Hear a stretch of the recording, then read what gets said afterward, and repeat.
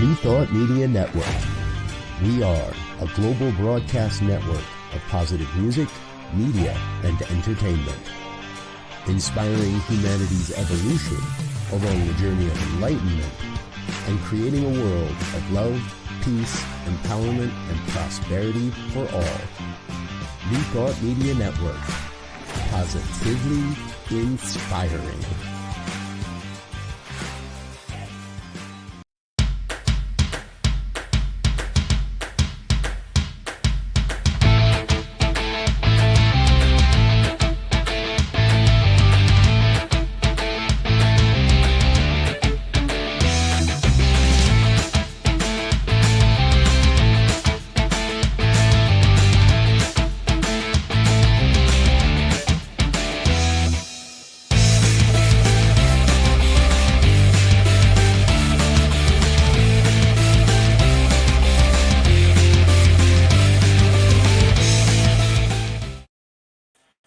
Hello. Welcome to Rockin the Love. I'm Robyn. And I'm Gil, and I'm here just in time to say hello. Because we have animals, as you will see during this, and he had to get to one of them. So thank you for joining us today. We're so excited to see you. Oh, hello, Shay. Gosh, we can always count on Shay. So good to see you. Wherever you're coming in from, you know us from many different places, whether it's a workshop or a church or speaking. Or gosh, a really funny joke. Oh, no, jokes. No, I'm not a comedian. I get confused. That's not one of the places you'll find me is doing comedy. And if you do, get your money back and run the other way. So anyway, well, we're just happy to be here. And I know there's many of you out there that are hiding and you never say hello, but later on in conversation, you're like, oh, I saw your show this week. So we welcome you. We welcome you, and we encourage you to send us a note. Let us know you're here and respond. Ask a question. Tell us you think we're nuts, whatever. We like to interact with all of you. So join in. Today's topic is love throughout the ages. Ooh, love through the ages. Woo. Old love. Sounds intense. Yeah, so that's what we're going to be talking about today. And we'd love to have you join in. So please do that. Please like us. If you can hit that little like button, it makes a difference. And not only for us, but for New Thought Media, because the more we're liked, the better it is. It's just like life. So today, we will get to that topic. But before we do, what a week. All the weeks are crazy, aren't they? I mean, it just seems like... Well, it's nonstop. Nonstop week. Nonstop stuff. Nonstop stuff. But the good part for me is that football is now over. Not that that's bad. I like football. But after football comes baseball. America's sport. That's right. Anyway, baseball. It's spring training time. That's so exciting. It's so exciting. So I'm excited. And I have to say that I could care less. Yeah, pretty much. It's true. It's pretty funny. Like when we're with people that don't know us, you know, like another couple that's man and woman, the man is always like, oh, so, you know, you watching the game? And he's like, I am, blah, blah, blah, blah, blah. And the stats on this person is, and they're always like, So it's interesting to see where those stereotypes still live. Yes. And love throughout the ages has definitely informed some of those stereotypes throughout the ages, I think. Yeah. Wow. She says we're nuts. All right. Thank you. But you're here, so what does that say? I feel seen. That's good. It's time to be nuts. It's time to go crazy for love in the world. It's time to just let it all go. That's what I say. Because love is the only thing that is stronger than what we what we fear, what we see, what we think is overtaking the world. Yeah. You know, and when we can love the Gulf of Mexico right back into the Gulf of Mexico, it's good. It's good. Yeah, well, I think, you know, what I've come to this week. This is what I've come to, and is that really? I know we say this stuff all the time, but there is no mistake that we are here at this time. Anybody listening, anybody who listens in the future, because we are seekers, we are looking, and we have looked, we have taken workshops, we have listened to people speak, we have gone to church services, we have gone to not church services, we have On to take, silent retreats. taken classes and done all the things that has prepared us for this moment. So I truly believe that we are prepared. Even the people I've talked to this week that are like, oh, it's so hard to speak up, or what do you say about it? I don't know the answer to that for you, but what I know is that you know, and whatever you do, it's the right thing. And that every time we hear these stories or this static on the line about whatever has gone on that makes us want to slap our heads and go, really? That we are expanding our awareness. We are expanding our ability to be more love. We are that static, that sign. We have to breathe and let it go, and go to our practices, go to our beliefs, go to our trust, go to our faith, whatever you go to. And you have to know that you are here on purpose at this time. And what we're seeing in the world is fear showing up. Fear being expressed. People not able to receive the love, understand the love, be a part of the love, realize where love needs to be. Yeah. I mean, should I share that story I shared with you earlier? Maybe. So I just read an article this morning about a couple of sisters who purchased a plantation. A couple of Black women purchased a plantation because it had been the center of a slave uprising in like 1811.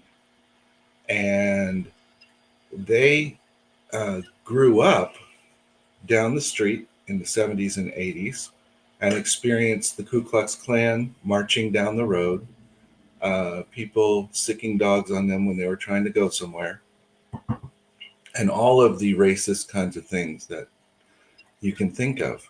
And what she realized, or started to realize with this plantation, is that it was in the middle of a row of plantations. This roadway that the Ku Klux Klan would go down is the road that the slaves were using as they were fighting against their owners. And so reality is that she began to understand that this is the people's fear being expressed. This all of those things that happened with the Ku Klux Klan marching and all that stuff is about them trying to regain some sense of control without having the depth of understanding to understand that there's a different way to do that. But they're acting out of fear. And I sense we're continuing to see that now. We're seeing how we have progressed so far in some ways. And we've gone into diversity, equity, and inclusion. Oh my God, what a horrible thing. We need to get rid of that. Why? Because some people don't understand it. All they understand is that somehow their perceived power has been threatened, and they don't know how else to respond other than out of fear. They can't figure out how to respond in a positive, loving way. So with that, I conclude my sermon of the day. You can find me on Sunday mornings at Rio Grande. However, there is a guest speaker this week, so you want to listen to me. There you go. Yeah, well, I mean, there's so much happening. But anyway, I mean, we both had a little sermon moment. So I think that is the good news, but there's even more. So it's time for the good news. And that is our segment where we highlight some of the good stuff. We talk about good news. Yes. And I am going to freak out our producer because I've changed my mind about what I'm going to talk about. But the article that I found that I think is really fascinating is about this older man lives in Pacific Palisades, California, on the ocean. His wife had died about a year ago. He's still dealing with all of the things that one deals with when they lose their partner of many years. And he was extremely worried, upset, whatever, regarding leaving the house and all of the things in it that represented their life together. And by some miraculous thing, his house was the one on the block that's still standing. And that's the first part of it. The second part, though, is that there's a group of firefighters from El Segundo, I believe, that were actually working the fire by his house. And they literally were able to stop the fire as it burnt the fence between his house and the neighbor's house. They stopped it from catching his door on fire, and they stopped it from jumping to his roof.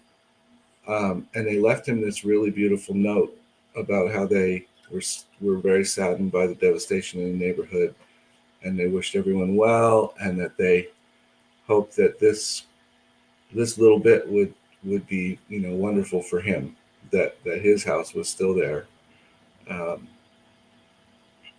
And then they actually had some selfies that they'd taken.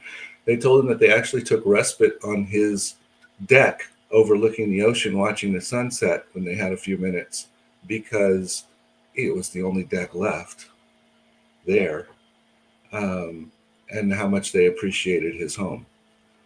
So, it's Michael, just fascinating. Do you see in the picture? In the story. There's a picture on their deck, and it's really it's very cool because it shows. There you go. All the firefighters in their firefighting regalia. They're on his deck. There you can see the sun setting in the background. And the beautiful colors from the devastating fire. Yeah. But it was very sweet that they took the time to write that note, and the man and his family was so happy because of the wife having died, and that was all he had left of her. So. Right. And so he, my sense is that probably even more important than his house now, he has this memory of these people, and he's met these wonderful people, and he has this new connection that all shifts the whole thing about losing a loved one in your life. So I thought it was pretty cool. It's in the midst of what we see as devastation, in the midst of what we see as something horrible, it isn't all horrible. That isn't what it is. It's bigger. And I just wanted to share that. What do you got? My story is about a baby and a mom that they removed the mom's womb for spinal surgery on the baby because the baby was I believe the baby was around 26 weeks along, and she and it had spina bifida. Spinal bifida. Spina bifida. And she was told that during her pregnancy, and they had the choice they had three choices, to abort, to let it be and see what happened, or to have this surgery. And I just marvel at medical science sometimes, and just at the possibilities. So they literally removed the womb and to do the surgery on the To keep the baby in the womb while they were doing the surgery? Mm-hmm. Wow. On the base of the spine. And this was so the baby was then born at 31 weeks, and his legs were kicking normally and everything. And he stayed in the hospital for 4 weeks, and finally came home. But he was about 3 months old and hitting all the milestones, and all he has is a little scar on his back. But I mean, this was from them going from telling them he would be, fully, disabled and not able to walk ever, and or eat on his own or take care of himself.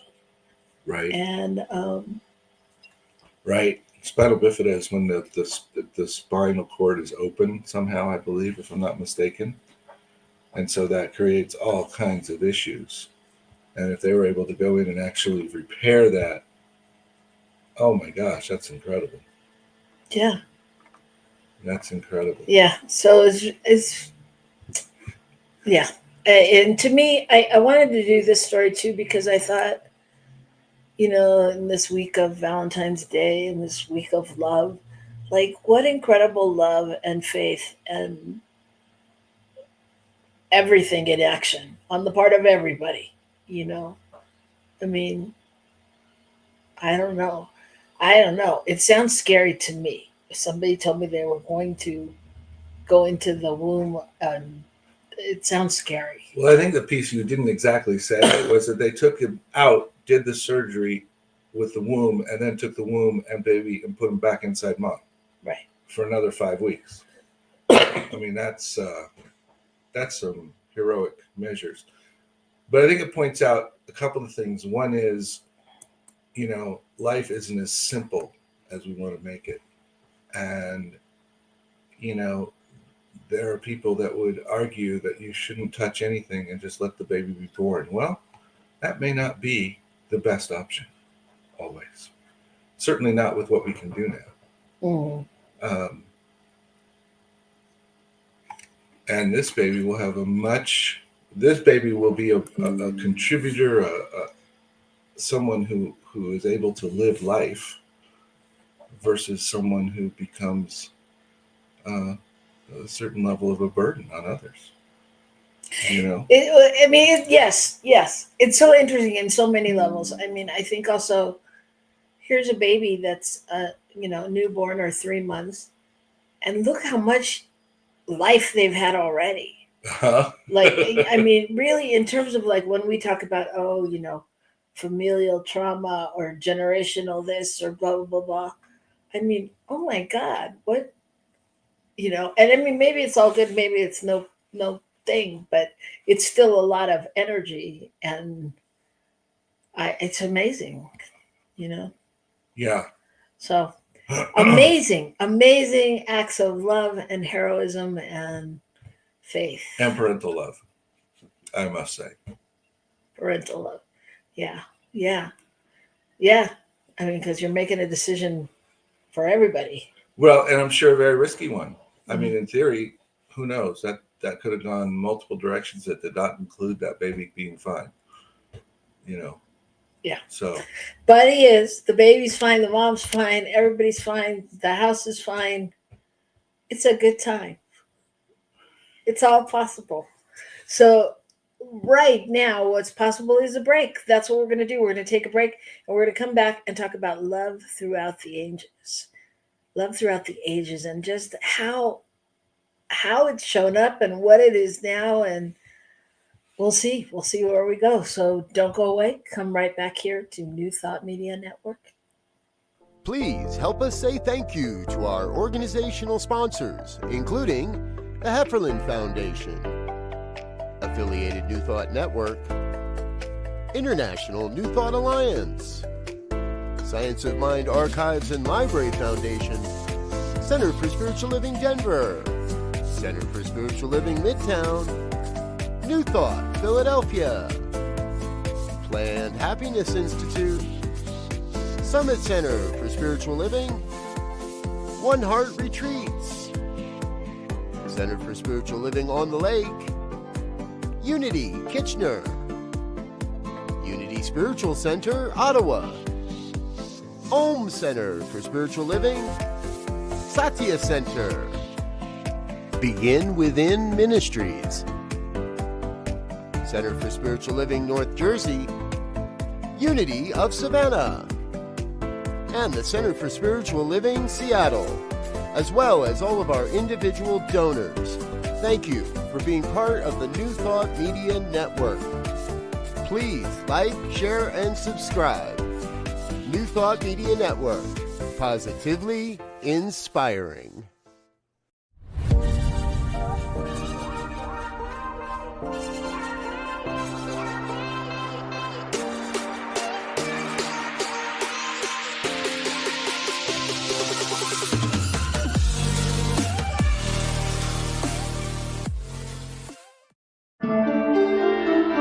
Get inspiration in an instant.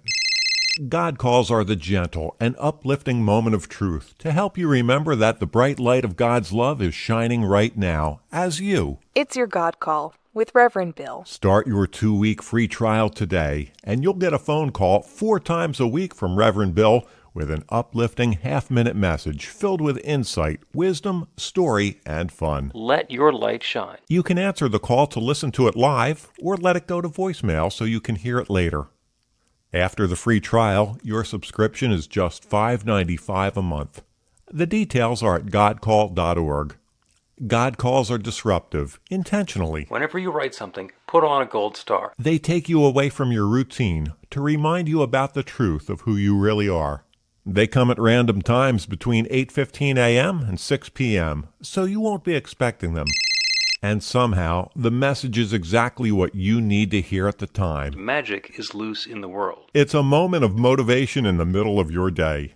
Find out more and start your 2-week free trial now at godcall.org.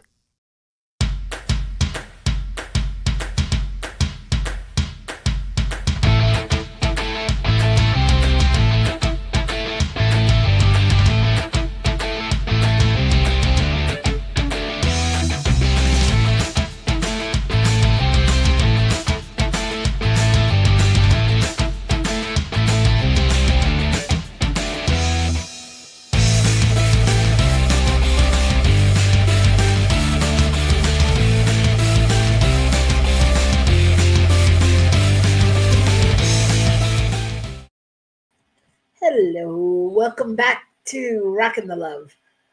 He's Gil. And she's Robyn, and we've been married for a while, and we love to talk about Rockin the Love. Love is all about how you do it to stay in relationship with yourself and with others, and so that's what this show is all about, being in relationship. And today's topic, we're not talking about love, we're talking about love through the ages. Okay, Shay has already said we're nuts, so that's the disclaimer for today. If you're new or just joining us, we're nuts. All right. But it's okay. We're nuts for love. So, yeah, love throughout the ages.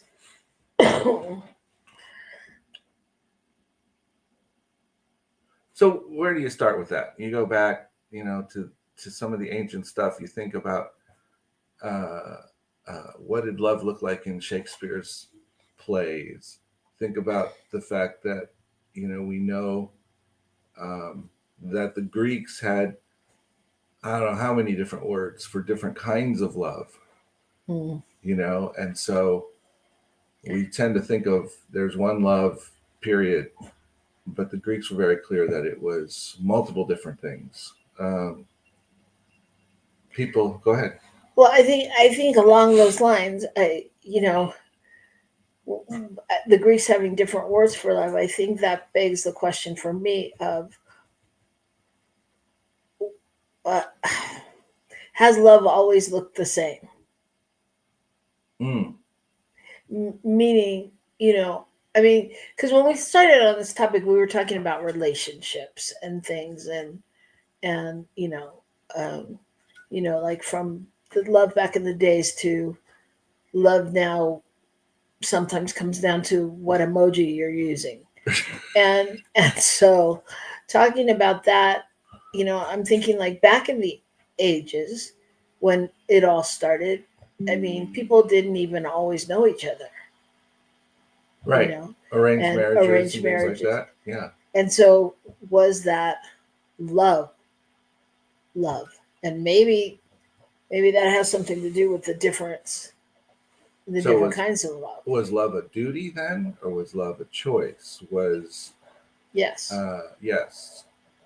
I mean, Yes. I think yes to both, don't you? Kind of. Yes. I mean, I always think back to Fiddler on the Roof, that capturing that idea of what I've been with you all this time. I've done this. I've done that. What do you mean? Do I love you? You know, that's sort of that crux of that arranged. We're together, so here we are, and I must love you because look at how we've worked together, kind of thing. Yeah. So I don't mean to change our topic, but that kind of goes into for me that goes into kind of a male, a female, and I'm not trying to ignore any genders or anything, but my experience is that like you tend to think if you fix the dishwasher that, well, duh, that you love me. Why else would you have fixed the dishwasher?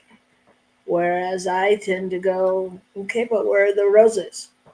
Or whatever. Yes. Do not take this conversation literally. But this is, what I'm saying. It's the, so I mean, is that love? Well, I believe it is love from different perspectives, but what I was referring to in that was knowing that was an arranged couple, an arranged marriage. I remember that piece of it, that they'd been brought together as kids basically and thrown in the same room, and now you're married. And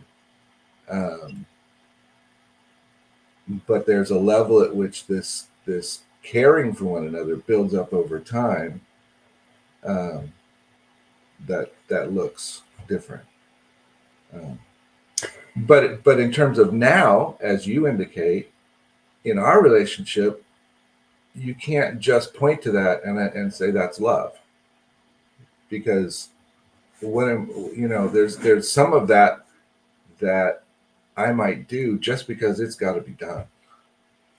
Well, and because you love yourself so much. But you love yourself enough to take care of the things that need to be done. I mean, and that make you comfortable. Right. It's not a bad thing.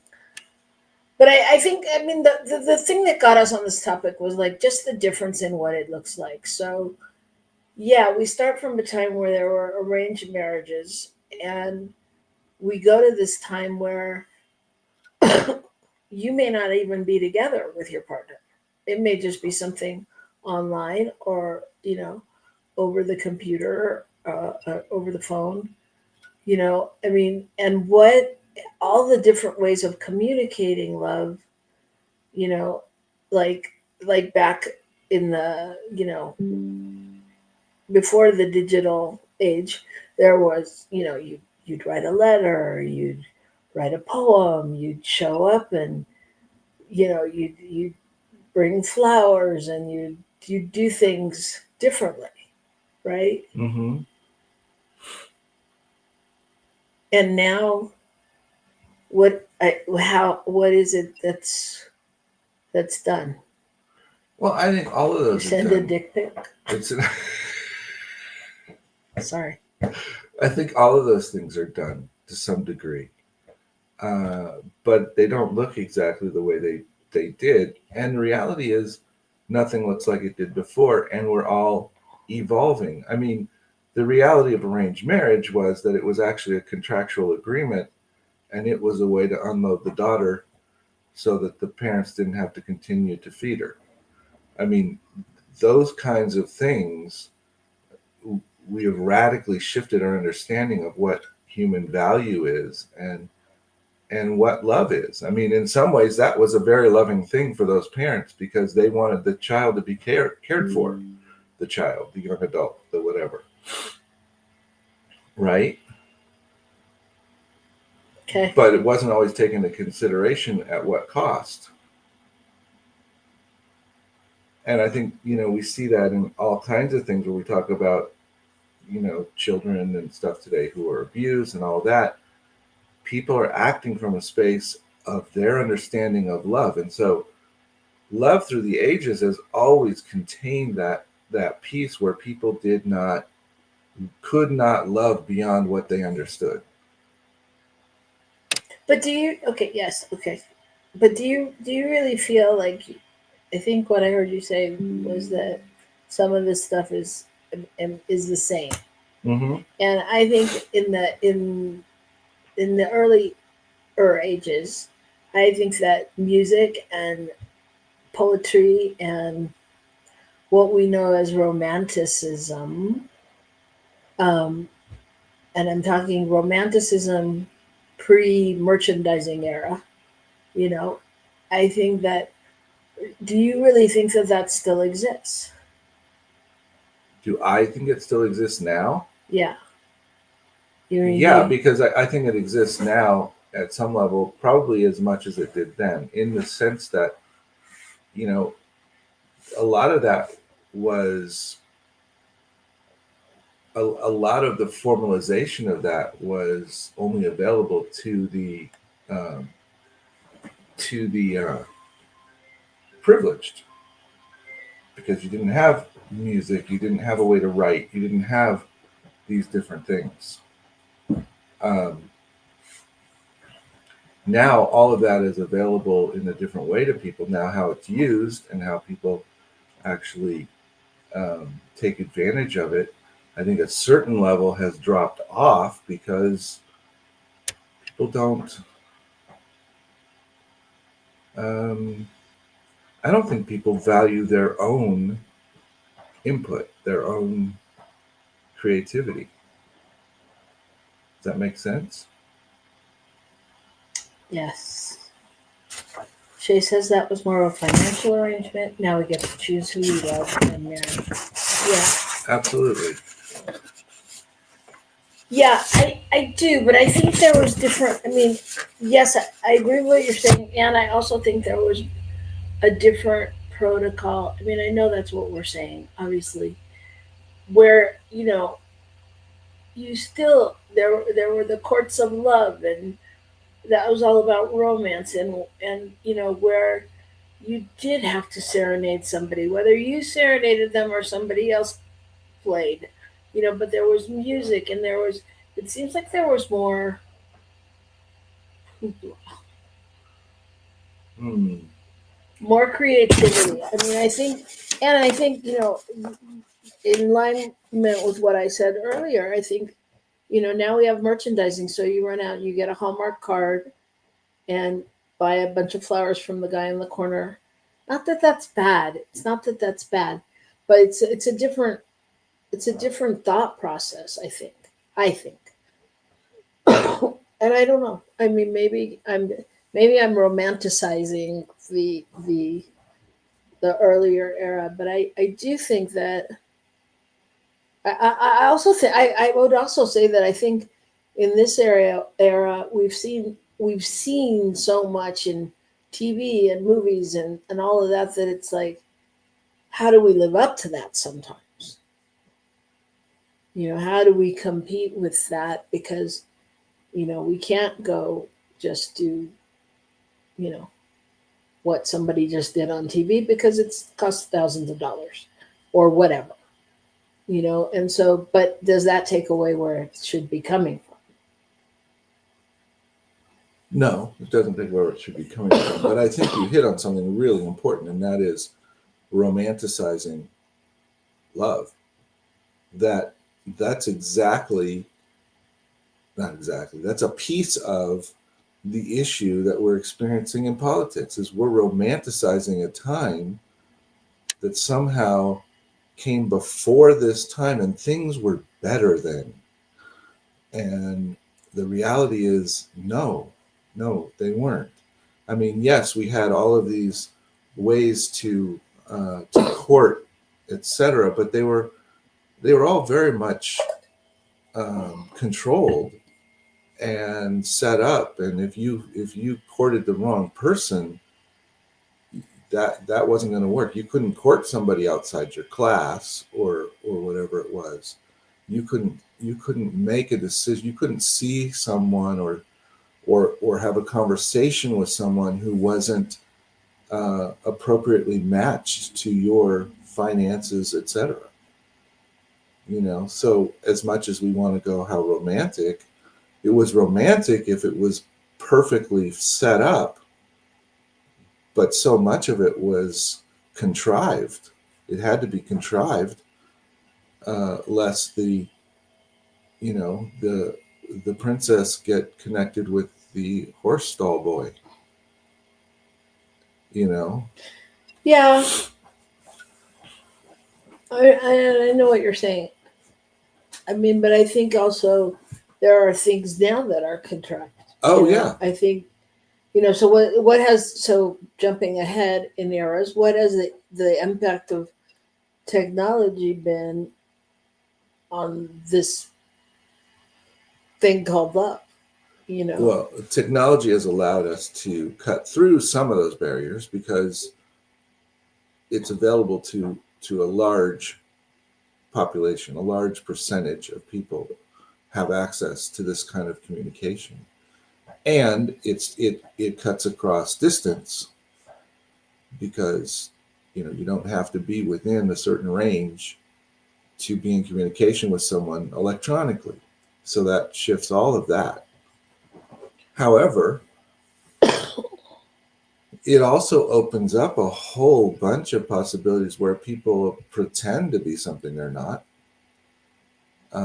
in order to, again, get something in what essentially is a financial arrangement, looking to create gain for themselves, and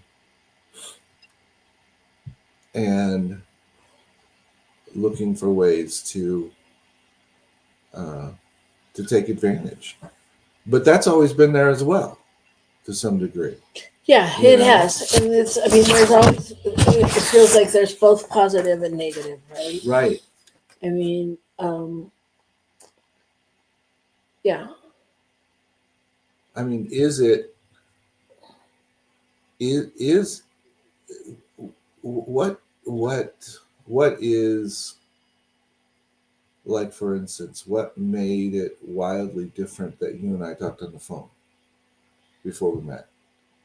I Well, mean, I that don't was a think anything. technological thing. Yeah, yeah, it's a technological thing, But and to we me, I connect. equate that with the computer, the same thing. Okay, and we connected completely that way. But so that to me begs the question. There's that because I was just thinking that we've also lived through different eras of technology. Like when we talk about kids, when we talk about our teenagers, god kids, and things like that. Like it is the basis for their relationship. Is online and on the Right. computer, Right. and going to sites and meeting kids and how many followers they have and this follower liked them and they did this and they did that, and it's different. I mean, I think that so story of when we met on the phone talking in business and had conversation until it got interesting, and we were having other conversations besides about work. And yeah, I think our relationship, our relationship grew and blossomed and all of those things. And we actually knew we were going to get married before we even met physically.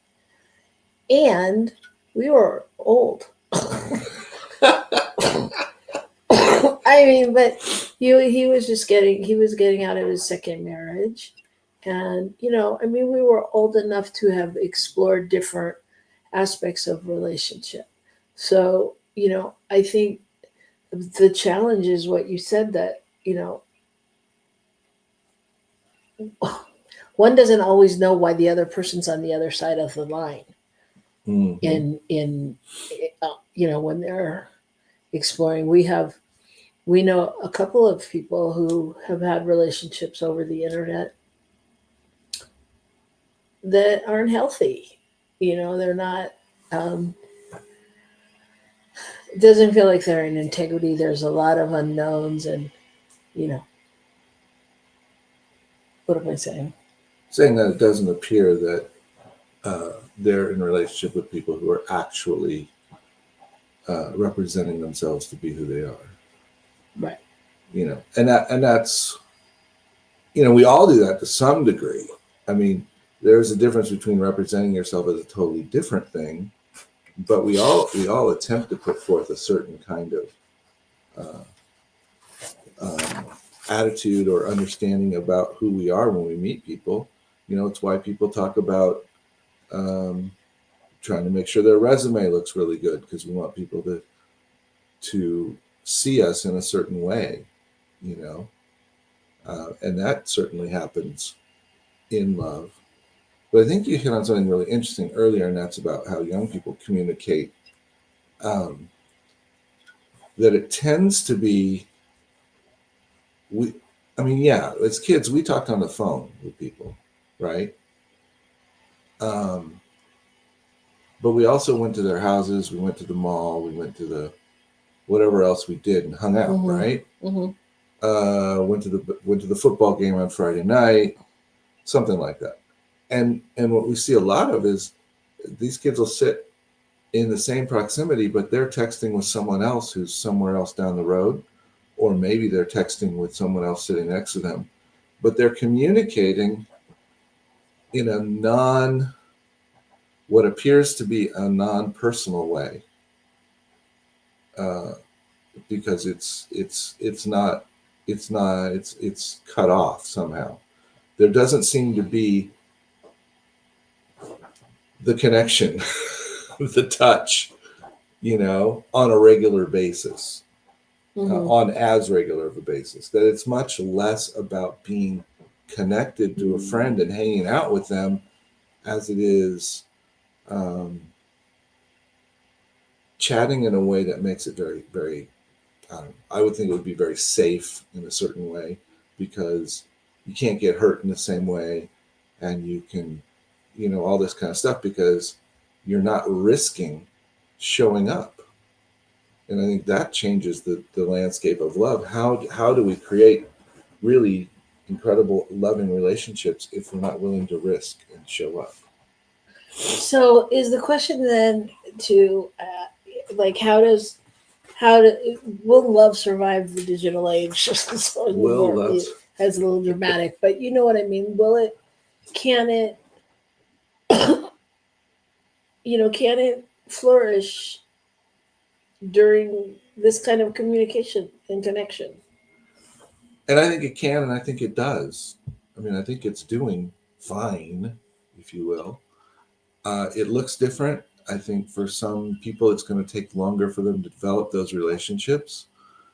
But I think people are finding their way through it, and they're getting exposure to a lot more people. They're getting exposure to having experiences that we never had when we were that age. Some of them good, some of them not. But they have to become learning experiences, finding out that just because someone's nice to you online doesn't mean that they don't actually want to take advantage of you. But yes to all that you're saying, and I'm thinking about now too, because I'm not talking so much about teenagers, even though we are, but we're not. But like, how many people do we know that have been on dating apps? People our age, that it's not successful. I mean, I don't know anyone. I mean, yes, I have stories about the friends that have met their husband there, but those are from a while ago. Those are from that. I haven't heard that lately. You know what I mean? Like, all the people we know that have been on dating apps, it's not like that's successful either. And usually what I hear, and I usually hear from the woman, is, well, no, we've actually heard from men too, is just there's not that I don't know, that connection, that spark, that communication that happens, whatever that pheromone is or whatever that, you know what I mean? There's not that thing, the thing that happens. The thing. Yeah. Well, Yeah. you Yeah. know, I mean, and I think, but and I'm just saying that to say that I think that also not only kids and with emojis and this and that, but I think that, you know, definitely adults have grown into a different stage of communication as well, you know, and let go of some, like, I'm sorry, maybe it's me, but you know, there is that romantic form of love, and whether it's a, you know, a love letter or roses or whatever it is, I mean, all of that, I think a lot of that has been taken away, and I think it's an important component. I don't know. Yeah. I mean, I think it's, I think the word I would use is lost. It gets lost. Um, and in part, it gets lost, again, if you go to digital age and technology, because we used to go to our work, our job, our school even, and we would do the thing and we would come home. If it was school and we had homework, we had an assignment. But there wasn't any more communication. There was nothing else that was going to show up and tell us, oh, by the way, you need to think about this before tomorrow. I need you to give me an answer to this. What's going on around that? I mean, people are tied to interacting with other people in ways that we never were. So even the time and energy to be creative and to think of doing those things gets swallowed up in a certain way because work doesn't stop, unless we start to make clear boundaries around that kind of thing. But people expect a response. Because I asked a question, I am looking for the response. Well, I mean, I think it's interesting that you say that, because I think, I mean, I think that brings up a good point. I would say, and is that true? Is that true? Because if we can't find time, I mean, that's part of a social structure that we've all made up, that we have so much to do, and this is important and that's important, and not giving time to loving, to putting the effort into a relationship, to loving in a way that can be felt in a different, for a different person, or Well, special or something. yes, I hear you, and I wasn't making it an excuse. What I was trying to say was that as a society, as a culture, that has shifted people's sense or belief about what they're able to do and what they have time for and how they have to show up to things. Yeah, I got it. I wasn't. I Yeah. didn't think you were doing anything. I'm just saying. I mean, it begs the question: is is it important Right. nowadays? Is it important? And if it is, I mean, because I mean, I know with you in the beginning, and this was over 20 years ago, I said to you,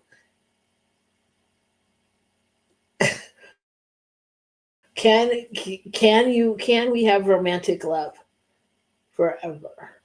Because I was tired of hearing people tell me, yeah, it's not going to be the same after this point because it's not new anymore, and blah blah blah blah.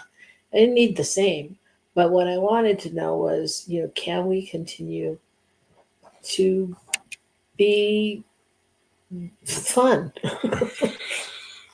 to be interesting, to be relevant, to be connected, to be, all of those things. Because I didn't want to be the couple that I waited on that didn't talk through their whole meal when I was waitressing or whatever. So keeping it relevant, keeping it real, keeping it alive. And like, can that happen, or is that happening in this digital age? And is it important? And what's important to you? What is important to you? you, the listeners, in relationship, and how do we, how do we, and I mean, it kind of goes to love languages, I'm sure, too. But, I think about like, we're constantly doing little things for each other, that, I don't know, add some kind of oomph. But I mean, you know what I mean? I mean, so it doesn't have to be, this is not that, anybody has to serenade me under the balcony or, write a love letter. But, and if that's your thing, like, how do we keep whatever it is alive? Because, like you said, in this day and age of us not having enough time to do anything, I guess maybe we'll go back to love letters with AI. AI, write me a letter. Right? I mean, but I'm serious. It's really not that funny. Why don't you do it right now? Let's see what we get. I would if there was time. So, but all that brings me to just what I was thinking about shortly before we came on, and that was how much you let me know you love me. Quiet, Henry, I know you're jealous. So go say more about that. Just that your patience, your making me a sandwich, but you don't make a sandwich. You make a sandwich with this and that, the other thing, and